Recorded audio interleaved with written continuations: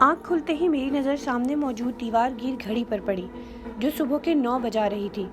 آج پھر لیٹ، میں نے سوچا، اور اٹھ کر منہ ہاتھ دھو کر ناشتے کی تیاری میں مصروف ہو گیا۔ تقریباً آدھا گھنٹہ ناشتہ کرنے میں لگا اور آدھا گھنٹہ باقی تیاری میں صرف ہوا۔ 10 بجے میں گھر کو ایک موٹا سا تالا لگا کر حسب معمول نوکری کی تلاش میں نکل پڑا۔ میرا نام شرجیل ہے۔ کراچی آئے ہوئے آج 1 ماہ کا عرصہ ہو چکا ہے۔ والدین کا سایہ بچپن ہی میں سر سے اٹھ چکا تھا۔ والدین کے انتقال کے بعد پرورش چچا کے ہاں ہوئی، جو کہ ہماری ہی طرح مفلسی کی زندگی گزار رہے تھے۔ جیسے ہی میں نے جوانی کی دہلیز پر قدم رکھا، چچا کی طرف سے سرخ جھنڈا لہراتا دکھائی دیا، جس کا مطلب تھا کہ میں تمہارا بوجھ مزید برداشت نہیں کر سکتا۔ خوش رہو مگر الگ سے رہو۔ لہٰذا مجھے اپنا بوریا بستر باندھ کر یہاں سے کراچی آنا پڑا۔ ویسے تو چچا کے ہاں مجھ پر بہت سے احسانات ہیں، اور ایک بڑا احسان یہ کہ انہوں نے مجھے مڈل تک تعلیم بھی دلوائی، اور ایک میں تھا کہ ان کے احسانوں کا بدلہ انہی کے گھر سے کچھ پیسے چرا کر چکایا۔ لیکن یہ میری مجبوری تھی، کیونکہ خالی ہاتھ اتنے بڑے شہر میں آنا سراسر بے وقوفی ہوتی۔ خیر، یہاں کراچی میں میرا ایک دوست وحید مقیم ہے۔ میں نے سیدھے اسی کے ہاں قیام کیا۔ وحید شادی شدہ تھا اور بھابھی کے ساتھ عرصہ 5 سال سے کراچی میں رہ رہا تھا۔ میں نے وحید سے کرائے کے مکان میں رہنے کی خواہش ظاہر کی۔ اول تو وہ بالکل نہ مانا، مگر جلد ہی میں نے اسے منا لیا۔ کئی دن تو مکان کی تلاش میں صرف ہو گئے، بالآخر 2 کمروں پر مشتمل ایک چھوٹا سا مکان کرائے پر مل گیا۔ یہ سب وحید ہی کی مرہون منت تھا، جس نے مکان کے لیے میری مالی امداد بھی کی۔ آج 1 ہفتہ ہو چکا تھا نوکری کی تلاش میں مارے مارے پھرتے ہوئے۔ روز مختلف سڑکوں کی خاک چھان کر رات گئے گھر لوٹتا۔ سنا ہے کراچی آ کر بہت سے لوگوں کی قسمت چمک جاتی ہے، مگر مجھے تو کراچی بھی راس نہ آیا۔ خاندان میں تو کوئی تھا نہیں جس کی خاطر یہاں آیا تھا، بس ایک میں ہی تھا جو اکیلے دنیا کے غموں کے لیے رہ گیا تھا۔ وہ ایک گرم دوپہر تھی جب نوکری کی تلاش میں تھک ہار کر اپنی سوچوں کے گرداب میں ڈوبا میں ایک ایسے علاقے کی طرف نکل آیا جہاں میرے علاوہ دور دور تک کوئی زیرو نہ تھا۔ بھوک کی شدت سے چوہے پیٹ میں کرکٹ کھیل رہے تھے، لیکن اس ویرانے میں کہیں سے بھوک مٹانا ناممکن نہیں تو مشکل ضرور تھا۔ اچانک میری نظر ایک کباب ہوٹل پر پڑی، جس پر واضح حروف میں پہلوان کباب ہوٹل درج تھا۔ کباب کا نام پڑھتے ہی میرے پیٹ میں ہلچل مچ گئی۔ بے اختیار میرے قدم اسی ہوٹل کی جانب بڑھنے لگے۔ پورے ہوٹل میں مجھے صرف 2 افراد نظر آئے، ایک پہلوان نما آدمی جو انتہائی کرخت خد و خال کے چہرے کا مالک تھا، اور شاید اس عجیب و وضع کے ہوٹل کا۔ یہ کباب تلنے میں مصروف تھا۔ وہ ایسی نظروں سے میری طرف دیکھے جا رہا تھا جیسے ایک عرصے سے میرا ہی منتظر ہو۔ دوسرا شاید بیرا تھا۔ میں خالی میز پر کرسی کھسکا کر بیٹھ گیا اور ہاتھ کے اشارے سے بیرے کو قریب بلایا۔ جی صاحب جی، بیرا قریب آ کر بولا، جلدی سے 2 کباب اور روٹی لے کر آؤ، بھوک سے جان جا رہی ہے۔ جی صاحب ابھی لایا، بیرے نے کہا اور واپس چلا گیا۔ میری نظریں اس عجیب وضع کے ہوٹل کا جائزہ لے رہی تھی کہ اچانک بیرا ہاتھوں میں پلیٹیں لیے آدم کا۔ یہ لیجیے صاحب تازہ کباب، بیرے نے پلیٹیں میرے سامنے بڑے میز پر رکھتے ہوئے کہا۔ کباب کی پلیٹ رکھتے ہی بیرا تو اپنے مالک کی طرف چلا گیا اور میں کباب پر ٹوٹ پڑا۔ پہلا نوالا منہ میں رکھتے ہی کچھ عجیب لذت کا احساس ہوا، یا شاید یہ میری بھوک ہی تھی جس کی وجہ سے کھانا کچھ عجیب لگا۔ 2 کباب کھانے کے بعد بھی بھوک چونکہ تو رہی، کچھ بہتر محسوس ہوا۔ بل ادا کرتے وقت بھی پہلوان نامی شخص عجیب نظروں سے مجھے گھورتا رہا، مگر میں نے ہر طرح سے نظر انداز کر دیا۔ واپسی پر بھی سارا علاقہ بالکل ویران اور اجاڑ تھا۔ مجھے پہلوان کے اس ویران اور اجاڑ علاقے میں کباب ہوٹل کھولنے کی بے وقوفی پر ہنسی آ گئی۔ گھر آ کر کچھ دیر تھکن اتارنے کے لیے میں لیٹ گیا، مگر لیٹتے ہی نیند آ گئی۔ کوئی آدھی رات کا وقت ہوا جب بھوک کی شدت سے اچانک ہی میری آنکھ کھل گئی۔ اٹھ کر 1 گلاس پانی پیا۔ گھر میں کھانے کو تو کچھ تھا ہی نہیں، کیونکہ دوپہر کو کھانا میں باہر کھا چکا تھا، اس لیے واپس آ کر بستر پر لیٹ کر سونے کی کوشش کرنے لگا، مگر نیند میری آنکھوں سے کوسوں دور جا چکی تھی۔ عجیب قسم کی وحشی بھوک تھی، جی چاہ رہا تھا اپنا ہی گوشت نوچ کر کھا جاؤں۔ ساری رات جاگتے گزارتی۔ صبح تک طبیعت کچھ سنبھل چکی تھی۔ اٹھ کر جلدی سے تیاری مکمل کی اور باہر نکل آیا۔ ناشتہ باہر ہوٹل سے کیا۔ ناشتہ کر کے حسب معمول نوکری کی تلاش میں شہر کی مختلف سڑکوں کو ناپتا رہا، مگر آج بھی مجھے ناکامی کا منہ دیکھنا پڑا۔ سارا دن گلیوں بازاروں میں مٹر گشت کرتا رہا، مگر ندارد۔ رات گئے خالی پیٹ گھر لوٹا اور کچھ دیر آرام کی غرض سے بستر پر لیٹ گیا۔ مگر سارے دن کی تھکن کے باعث لیٹتے ہی نیند آ گئی۔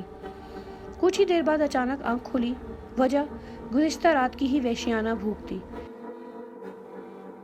مگر کچھ اور کھانے کا بالکل جی نہیں چاہ رہا تھا۔ میں نے شدت سے محسوس کیا کہ مجھے کل والے لذت سے بھرپور کبابوں کی طلب ہو رہی ہے۔ بے اختیار میرے قدم بیرونی دروازے کی جانب اٹھے اور میں تیزی سے اس ویران علاقے کی طرف جانے والے راستے پر چل پڑا۔ تقریباً آدھا گھنٹہ میں اسی راستے پر چلتا رہا، مگر مجھے کسی کباب ہوٹل کا نام و نشان تک نظر نہ آیا۔ یہ کیسے ممکن ہے؟ میں نے خود سے سوال کیا، کیونکہ سارا علاقہ بالکل ویران اور خالی نظر آ رہا تھا۔ مجھے اب وہاں کھڑے ہونے پر خوف محسوس ہونے لگا۔ میں تیزی سے مڑا اور واپس جانے والے راستے پر چل پڑا۔ ایک طرف بھوک نے بے حال کر رکھا تھا اور دوسری طرف خوف جو دل و دماغ پر سوار تھا۔ میں جلد از جلد اس ویرانے سے نکل جانا چاہتا تھا۔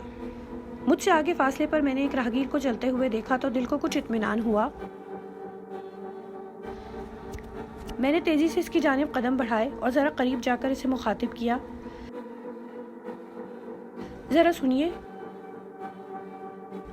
جی، آپ نے مجھ سے کچھ کہا؟ راہگیر نے رک کر مڑتے ہوئے استفسار کیا۔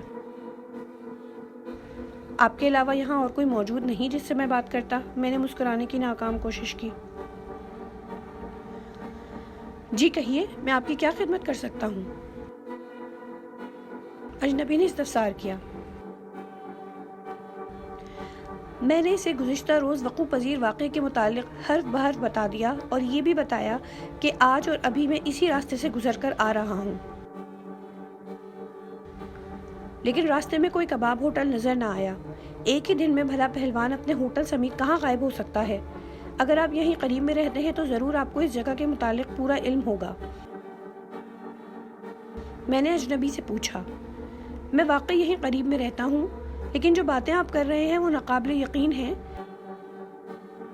کیونکہ یہ جگہ تو کافی عرصے سے اسی طرح ویران پڑی ہے، اجنبی نے جواب دیا۔ تو پھر کل وہ… مجھے حیرت کا جھٹکا لگا۔ دراصل میں نے اپنے بڑوں سے سن رکھا ہے کہ بہت سال گزرے یہاں اس ویران علاقے میں ایک بہت بڑا پر رونق بازار ہوا کرتا تھا، جہاں مختلف اشیاء کی دکانیں تھیں۔ جس کباب ہوٹل کی آپ بات کر رہے ہیں وہ اس بازار کے وسط میں ہوا کرتا تھا۔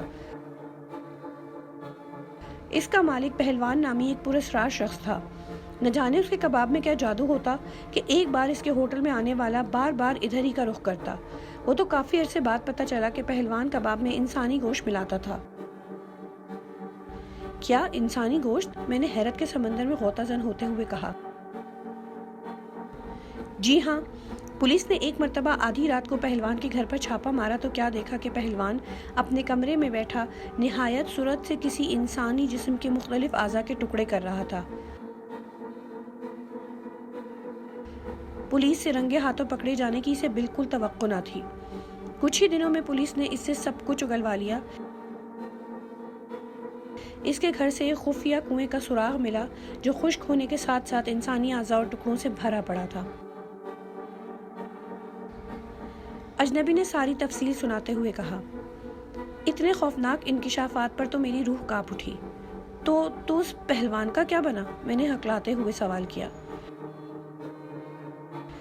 عدالت سے عمر قید کی سزا ملنے کے چند ہی دن بعد پہلوان نے ایک رات جیل میں خودکشی کر لی۔ اجنبی نے ایک اور انکشاف کیا۔ اب جب کہ آپ یہ کہہ رہے ہیں کہ آپ نے پہلوان کو ہوٹل سمیت کل یہاں دیکھا ہے، تو میں کیسے یقین کر لوں کہ جس شخص کو مرے ہوئے ایک عرصہ ہو چکا ہے اسے آپ نے کل دیکھا؟ شاید مجھے ہی کوئی غلط فہمی ہوئی ہوگی۔ آپ کا بہت شکریہ، میں نے بات کو گول کرتے ہوئے کہا۔ باتوں باتوں میں ہی اس کا گھر آ گیا اور وہ مجھ سے اجازت لے کر چلا گیا۔ میں بھی سوچتا ہوا اپنے گھر کو آ گیا۔ گھر آ کر میرے ذہن میں گزشتہ روز کا واقعہ تازہ ہو گیا۔ میرا دل یہ سب ماننے کو بالکل تیار نہ تھا، مگر جو کچھ ہوا تھا وہ ایک اٹل حقیقت تھی، اور اب تو میرے منہ کو انسانی گوشت کا مزہ بھی لگ چکا تھا۔ اب مجھے سمجھ آیا کہ میری بھوک میں لمحہ بلمحہ اتنی شدت کیوں آ رہی تھی۔ کیا مجھے انسانی گوشت کی طلب ہو رہی تھی؟ یہ خیال آتے ہی میرا دل ڈوبنے لگا۔ کیا میں آدم خور بن چکا ہوں؟ بھوک تھی کہ ہر گزرتے لمحے کے ساتھ شدید ہو رہی تھی۔ اب مجھے خود پر قابو رکھنا مشکل ہو گیا تھا۔ غیر ارادی طور پر میرے قدم بیرونی دروازے کی جانب بڑھ گئے۔ باہر گلیاں بالکل سنسان پڑی تھیں۔ سب لوگ خواب خرگوش کے مزے لوٹ رہے تھے۔ بس ایک میں ہی تھا جو انسانی بھوک سے نڈھال گلیوں کے چکر کاٹ رہا تھا۔ کافی دیر تک میری نظریں کسی انسان کی متلاشی رہیں مگر کوئی نظر نہ آیا۔ میں گھر کی طرف مڑنے ہی والا تھا کہ اچانک دوسرے گلی میں کسی کے قدموں کی چاپ سنائی دی۔ میں جلدی سے اپنی گلی کے نکڑ پر کھڑا ہو کر اس کا انتظار کرنے لگا۔ میرا دل تیزی سے دھڑکنے لگا۔ بارہا میرے دل نے مجھے یہ غلط قدم اٹھانے سے روکا، مگر جلد ہی بھوک میرے دل و دماغ پر غالب آ گئی۔ آنے والا ہر خطرے سے بے نیاز ہو کر جو ہی گلی میں داخل ہوا، میں نے اسے سوچنے کا موقع دیے بغیر ہی اس پر حملہ کر دیا اور لپک کر ایک بازو اس کے گلے میں ڈال کر زور سے دبانا شروع کر دیا۔ دوسرے سے اس کے ہاتھ پکڑ لیے تاکہ وہ کسی قسم کی مزاحمت نہ کر سکے۔ کچھ ہی دیر میں بیچارے کی آنکھیں حلقوں سے باہر نکل آئیں۔ وہ شاید اس اچانک افتاد کے لیے بالکل تیار نہ تھا، اس لیے اپنا بچاؤ نہ کر سکا۔ اب اس کا سر ایک طرف ڈھلک چکا تھا۔ پہلی بار اس کا چہرہ سامنے سے دیکھا تو اسے پہچان گیا۔ وہ سلیم تھا جو میرے پڑوس میں رہتا تھا۔ پھر میں اسے گھسیٹتا ہوا اپنے گھر کی طرف لے آیا۔ گلی میں اب بھی مکمل سکوت طاری تھا۔ گلی کا آوارہ کتا دروازے تک میرا پیچھا کرتا رہا اور بالآخر مایوس ہو کر واپس چل دیا۔ سلیم کی لاش اٹھا کر میں صحن میں لے آیا۔ میرا سارا بدن پسینے سے شرابور تھا۔ میں نے اس بدنصیب کی نبض دیکھی جس میں زندگی کی کوئی رمق باقی نہ تھی اور میری بھوک تھی کہ کسی لمحے کم نہ پڑ رہی تھی۔ آخر میں نے اسے بمشکل اٹھایا اور کمرے کی جانب چل دیا۔ اس کی لاش کو کمرے کے صاف فرش پر لٹا کر میں کچھ دیر سستانے کے لیے بیٹھ گیا۔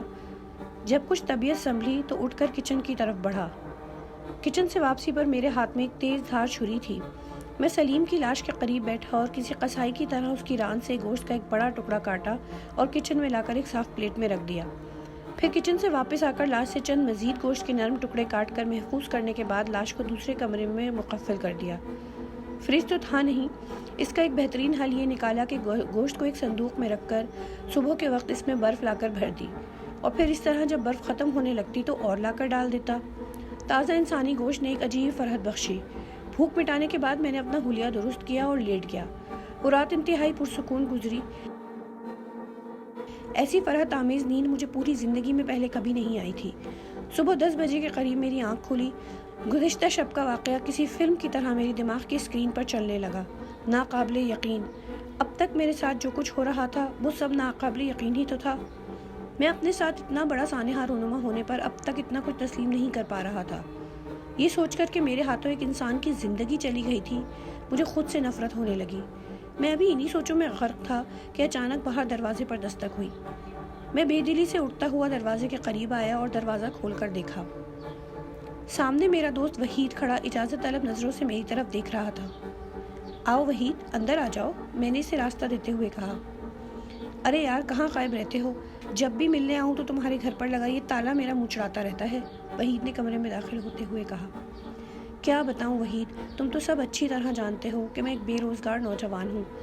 سارا دن نوکری کے لیے پھرتا ہوں لیکن کوئی مجھے کام دینے پر آمادہ نظر ہی نہیں آتا۔ مہینہ گزرنے کو ہے اور مکان کے کرائے کے لیے بھی فکر مند ہوں۔ میں نے وحید کو اپنی مصیبت سے آگاہ کیا۔ فکر مت کرو شرجیل، سب ٹھیک ہو جائے گا۔ حالات ہمیشہ ایک سے نہیں رہتے۔ بائی دی وے، ابھی پتہ چلا ہے کہ تمہارے پڑوس کا ایک شخص سلیم کل شام سے غائب ہے۔ کیا تم جانتے تھے سلیم کو؟ وحید نے استفسار کیا۔ میرے چہرے پر ایک رنگ آ کر گزر گیا۔ وحید نے استفسار کیا۔ میرے چہرے پر ایک رنگ آ کر گزر گیا۔ نہیں، میں تو کسی سلیم کو نہیں جانتا۔ میں نے انجان بننے کی کوشش کی۔ تم بیٹھو وحید، میں ابھی 2 منٹ میں ناشتہ بناتا ہوں، میں نے اٹھ کر کچن میں آتے ہوئے کہا۔ میں وحید کو اپنی اس عجیب و غریب کیفیت سے آگاہ نہیں کرنا چاہتا تھا۔ نہ جانے وہ میری باتوں کا یقین کرے گا یا نہیں، اور پھر جب اسے پتہ چلے گا کہ جس سلیم کے متعلق وہ بات کر رہا ہے وہ میرے ہاتھوں قتل ہو چکا ہے تو نہ جانے وہ کیا کر بیٹھے۔ اسی لیے میں نے چپ رہنے میں ہی عافیت جانی۔ ناشتہ کرنے کے بعد وحید نے اجازت چاہی۔ دروازے پر آ کر وحید نے مجھے تنبیہ کرتے ہوئے کہا، دیکھو شرجیل، تم بھی ذرا محتاط رہو اور رات گئے تک گھر سے باہر نہ رہا کرو۔ اس وقت تو لوگوں کو مجھ سے احتیاط برتنی ہوگی، میں بھلا کیا احتیاط کروں، میں نے دل میں سوچا۔ اچھا شرجیل، خدا حافظ، اپنا خیال رکھنا۔ خدا حافظ۔ میں دروازہ بند کر کے واپس اپنے کمرے میں لوٹ آیا۔ آج میرا سارا دن گھر پہ ہی گزرا اور اچھا ہوا کہ دوبارہ انسانی گوشت کی طلب نہ ہوئی۔ اب تو میں اس وقت کوس رہا تھا جب میں اس علاقے سے گزر رہا تھا۔ کاش میں اس وقت ٹھنڈے دماغ سے سوچتا کہ اتنے ویرانے اور غیر آباد علاقے میں اتنا پراسرار کباب ہوٹل کہاں سے آیا، لیکن اب یہ سب سوچنے کا کوئی فائدہ نہیں تھا۔ سلیم کا مردہ وجود جو اب کئی حصوں میں بٹ چکا تھا، ایک ہفتے تک میرے اندر کے آدم خور کی بھوک مٹاتا رہا۔ اس ایک ہفتے کے دوران میں نے نوکری کی تلاش بالکل ترک کر دی تھی اور اپنے آپ کو تقدیر کے رحم و کرم پر چھوڑ دیا۔ ایک بات جو میں نے خاص طور پر نوٹ کی وہ یہ کہ مجھے انسانی گوشت کی طلب ہمیشہ رات کے وقت ہوتی تھی۔ سلیم کا وجود اب پوری طرح ہڈیوں میں تبدیل ہو چکا تھا، چنانچہ اس کی بچی کچی ہڈیاں ایک بوری میں ڈال کر گھر کے پرانے اسٹور میں پھینک دیں۔ یہ رات کا دوسرا پہر تھا جب میری انسانی بھوک اچانک جاگ اٹھی۔ گھر میں انسانی گوشت بھی ختم ہو چکا تھا، چنانچہ میرے گھر سے باہر جانا بہت ضروری تھا۔ میرے وحشی پن میں اضافہ ہوتا چلا جا رہا تھا، میرے دماغ نے پوری طرح کام کرنا چھوڑ دیا تھا۔ ایک بھوک ہی تھی جو میرے دل و دماغ پر مسلط تھی۔ بے اختیار میرے قدم کچن میں پڑی تیز دھار چھری کی طرف بڑھے۔ چھری اٹھانے کے بعد میرا رخ باہر کی طرف تھا۔ میں نے اپنے آپ کو روکنے کی بے حد کوشش کی مگر بے سود۔ آج میں اپنی بھوک مٹانے کے لیے انسان ہی کا دشمن بن چکا تھا۔ باہر نکلتے ہی سرد ہوا کا جھونکا میرے بدن سے ٹکرایا اور میں ایک جھرجھری لے کر رہ گیا۔ اندھیرے اور خاموشی نے ہر چیز کو اپنی لپیٹ میں لے رکھا تھا، مگر یہ اندھیرا اور ویرانی بھی میرے اندر کے ویرانے سے قدرے کم تھی۔ کافی دیر تک میں گلی میں کھڑا رہا مگر کسی کے آنے کی نوید نہ پا سکا۔ آخر جب مجھے کسی کے آنے کی امید نہ رہی تو میں خود ہی ساری گلیاں عبور کر کے باہر سڑک پر نکل آیا۔ سڑک بھی کسی غریب کی جیب کی طرح خالی اور ویران تھی۔ میری بھوک اب ناقابل برداشت ہوتی جا رہی تھی کہ اچانک مجھے دور کسی کار کی ہیڈ لائٹس کی روشنی دکھائی دی۔ کار اسی طرف آ رہی تھی۔ میں جلدی سے جا کر سڑک کے درمیان میں بے سدھ ہو کر لیٹ گیا۔ اسی لمحے مجھے کار کے بریک چرچرانے کی آواز سنائی دی، ساتھ ہی دروازہ کھلنے کی اور کسی کے قدموں کی چاپ سنائی دی جو لمحہ بلمحہ قریب آ رہا تھا۔ وہ جو کوئی بھی تھا میرے قریب آ کر رک گیا اور جو ہی مجھے دیکھنے کے لیے مجھ پر جھکا، میرا دایاں بازو حرکت میں آیا اور اگلے ہی لمحے چھری اجنبی کے سینے کو چیرتی ہوئی نکل گئی۔ نوجوان کے سینے سے گاڑھا گاڑھا خون رستا ہوا میرے کپڑوں کو میلا کرتا رہا۔ اس نے مزاحمت کے دور پر میرا دایاں بازو پکڑنے کی کوشش کی مگر میں نے یکے بعد دیگرے 2 وار کیے جس سے بیچارے کی رہی سہی سکت بھی ختم ہو گئی۔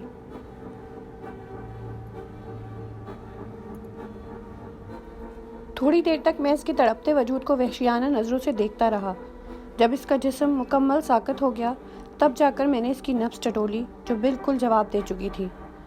اب میں نے اس کے بھاری بھرکم بے جان وجود کو اپنے مضبوط بازوؤں میں اٹھایا اور ہر خطرے سے بے نیاز ہو کر گھر کی طرف چل پڑا۔ قسمت کی مہربانی کہ اس دوران کسی دوسری گاڑی کا گزر وہاں سے نہ ہوا۔ بس ایک اسی بد نصیب کی موت تھی جو اسے اس طرف کھینچ لائی تھی اور میں کسی کی نظر میں آئے بغیر اپنے گھر کی دہلیز پار کر گیا۔ میرا سارا بدن پسینے میں نہایا ہوا تھا۔ اس وقت مجھے اپنی کامیابی پر بہت خوشی ہو رہی تھی۔ میں نے اجنبی کی لاش کے ساتھ بھی وہی سلوک کیا جو سلیم کی لاش کے ساتھ کیا تھا اور اس کے لذیذ گوشت سے پیٹ بھرنے کے بعد اس کی کٹی پٹی لاش کو بھی آئندہ کے لیے دوسرے کمرے میں مقفل کر دیا۔ بھوک کے ختم ہوتے ہی مجھ پر نیند کا غلبہ ہونے لگا۔ کمرے کی ہر طرح سے صفائی کرنے کے بعد میں نے جلدی سے اپنا حلیہ درست کیا اور صاف کپڑے پہن کر ایک پرسکون نیند سو گیا۔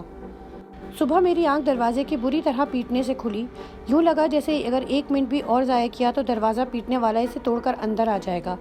میں غصے سے اٹھا اور دروازے کی جانب یوں بڑھا جیسے دروازہ کھولتے ہی میں اس پر جھپٹ پڑوں گا، لیکن دروازہ کھولتے ہی میری اوپر کی سانس اوپر اور نیچے کی نیچے رہ گئی۔ سامنے پولیس کے چند جوان اور محلے کے کچھ لوگ کھڑے تھے۔ تمہارا کھیل ختم ہو چکا ہے، you are under arrest, police کے ایک نوجوان نے جو شاید سب انسپکٹر تھا آگے بڑھتے ہوئے کہا۔ رحیم، ہتھکڑی لگاؤ اسے۔ مگر میرا قصور کیا ہے؟ تمہارا قصور تمہیں تھانے چل کر پتہ چل جائے گا، فی الحال شرافت سے تم ہمارے ساتھ چلو۔ انسپکٹر نے مجھے باہر دھکیلتے ہوئے کہا۔ تم تینوں اس کے گھر کی تلاشی لو اور کوئی مخصوص شے برآمد ہونے کی صورت میں فوری مجھ سے رابطہ کرو یا مجھے اطلاع کر دو۔ تم دونوں میرے ساتھ آؤ، سب انسپکٹر نے باقی نوجوان پولیس والوں کو مخاطب کرتے ہوئے کہا۔ تھانے لا کر مجھے لاک اپ میں بند کر دیا گیا۔ میں اپنے یوں اچانک پکڑے جانے پر بہت حیران تھا۔ کافی دیر تک میں اسی شش و پنج میں پڑا سوچتا رہا کہ اچانک لاک اپ کا دروازہ کھول کر سب انسپکٹر اندر داخل ہوا۔ تمہارے بچنے کا اب کوئی راستہ نہیں۔ تمہارے گھر سے مقتول کی لاش برآمد کر لی گئی ہے اور لاش کے ساتھ اتنا برا سلوک بھی تمہاری حیوانیت کو ظاہر کرتا ہے، اور تمہارے خون آلود کپڑے بھی اب ہماری حراست میں ہیں جو شاید موقع واردات پر تم نے پہن رکھے تھے۔ وہ تو اچھا ہوا کہ محلے کے لوگوں نے شک کی بنا پر ہمیں صحیح وقت پر خبر دے دی۔ مسٹر شرجیل احمد، قاتل چاہے کتنا بھی ہوشیار کیوں نہ ہو، اپنی گرفتاری کے لیے اپنے پیچھے کوئی نہ کوئی نشان اور ثبوت ضرور چھوڑ جاتا ہے جو بعد میں پولیس والوں کی مدد کرتا ہے، جیسے کہ تم۔ میں نے سر اٹھا کر حیرت سے انسپکٹر کی طرف دیکھا۔ شرجیل، ہم تمہارے قدموں کے نشانوں اور مقتول کے جسم سے نکلنے والے خون کے نشانوں کے ذریعے تم تک پہنچے ہیں، جو سیدھے آ کر تمہارے گھر کی دہلیز پر ختم ہوتے ہیں۔ اپنی طرف سے تو تم نے کمال ہوشیاری کا مظاہرہ کیا ہوگا، لیکن اپنی اسی بے وقوفی پر پکڑے گئے۔ انسپکٹر نے اٹھتے ہوئے کہا، اب تمہارا فیصلہ عدالت ہی کرے گی۔ انسپکٹر کے جانے کے بعد میں کتنی ہی دیر اپنی بے وقوفی پر پچھتاتا رہا، لیکن اب کچھ نہیں ہو سکتا تھا۔ رات کو مجھ سے ملنے وحید جیل آیا۔ اسے میری ساری حقیقت معلوم پڑ چکی تھی۔ میں نے اسے بہت سمجھانے کی اور اصل بات بتانے کی کوشش کی، مگر بے سود۔ آخر وہ مجھے لعنت ملامت کرتا ہوا وہاں سے چلا گیا۔ آج میں خود کو دنیا کا سب سے بدنصیب انسان تصور کرتا ہوں، جسے زندگی بھر کسی کا پیار نہ مل سکا تھا۔ آج ساری رات اپنے ماں باپ کی بہت یاد آئی، جو بچپن میں ہی مجھے تنہا چھوڑ گئے تھے۔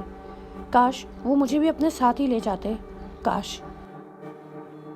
قصہ مختصر یہ کہ کچھ ہی دن بعد عدالت میں میری پیشی ہوئی اور مجھ پر 2 مقدمے چلے۔ سلیم کے پراسرار اغوا اور اجنبی کے قتل کا، جو شخص مجھے اس ویرانے میں نظر آیا تھا اور جس نے مجھے ساری تفصیل سے آگاہ کیا تھا۔ آج اسی نے میرے خلاف گواہی دی اور عدالت کو بتایا کہ آدم خور بننے کے بعد یہ آدمی مجھ سے ملا تھا اور بلا شک و شبہ یہی آدمی اس قتل میں ملوث ہے۔ بعد میں میری ہی نشاندہی پر گھر کے پرانے اسٹور سے گوشت سے آری سلیم کی ہڈیاں برآمد کر لی گئیں اور دونوں قتل ثابت ہونے پر مجھے پھانسی کی سزا سنا دی گئی۔ میں نے اس سزا کو ہنس کر قبول کیا، کیونکہ میں اسی لائق تھا۔